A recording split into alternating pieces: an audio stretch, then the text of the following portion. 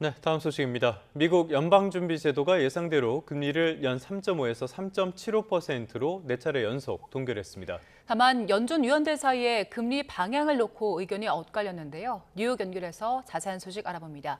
이승윤 특파원, 미 연준이 예상대로 금리를 동결했다고요? 네, 그렇습니다. 연준은 연방공개시장위원회 FOMC 정례회의에서 전쟁으로 에너지 가격이 상승하는 등 인플레이션 수준이 높다며 기준금리를 올해 1월과 3월, 4월에 이어 6월에도 그대로 유지하기로 결정했습니다. 향후 미래 시점의 금리가 어느 정도 수준에 있을지를 예상한 점도표상에서 FOMC 위원들은 올해 금리 인하 여부를 두고 상당히 의견이 갈렸습니다. 위원들은 올해 금리가 오를 것으로 보고 있으며 2027년과 2028년에는 각각 한 차례씩 금리 인하를 예상했습니다. 이에 따라 올해 금리 전망의 중간값은 3.375%에서 3.75%로 상승했습니다.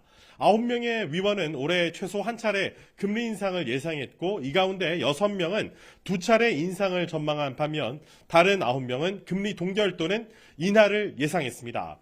다만 2026년 금리 전망을 담은 점도표는 18명만 제출했는데 점도표를 평소 신뢰하지 않는다고 밝혀온 케빈 워시 연준 의장이 자신의 소신에 따라 점도표를 제출하지 않았습니다.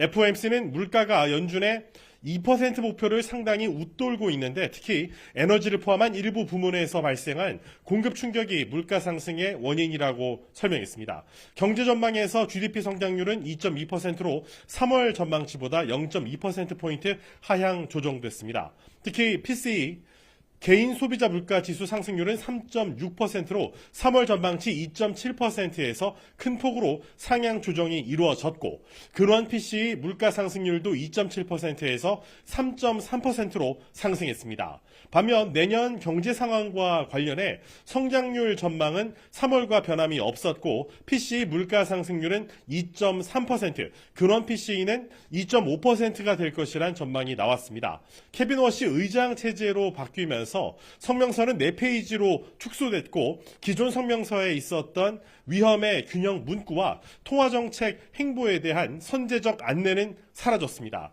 FOMC 대비 무대에서 워시 의장은 물가와 AI, 소통, 양적 긴축 완화, 경제 지표 등 5대 분야에 태스크포스를 신설하며 큰 변화를 예고했는데요. 발언을 직접 들어보시죠.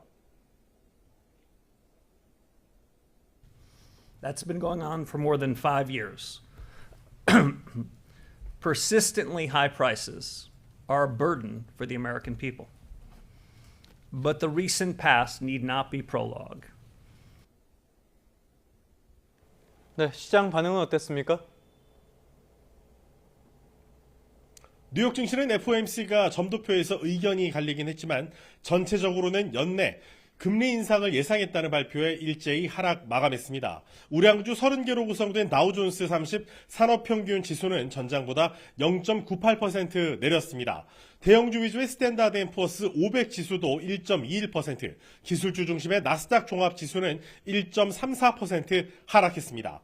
글로벌 투자 은행인 모건 스탠리는 뉴욕 특파원들을 대상으로 진행한 토론회에서 연준이 연말까지 금리를 동결하고 내년엔 2차례 인하할 것으로 내다보며 점도표와는 다른 의견을 내놨습니다. 또 케빈 워시 연준 의장이 취임 전에 밝힌 것처럼 AI가 이 생산성을 높여 물가 상승 압력을 낮출 수 있는 요인이 될 것이라고도 분석을 내놨는데요. 직접 들어보시죠.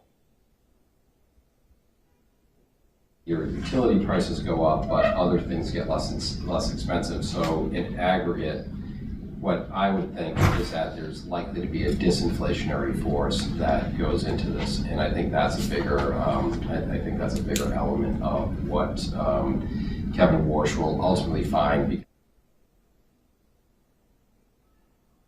모건 스탠리는 이란 전쟁이 끝났지만 고유가 상황이 1년 정도는 이어질 것으로 내다봐 인플레이션 압력은 당분간 유지될 것으로 전망했습니다. 지금까지 뉴욕에서 YTN 이승윤입니다.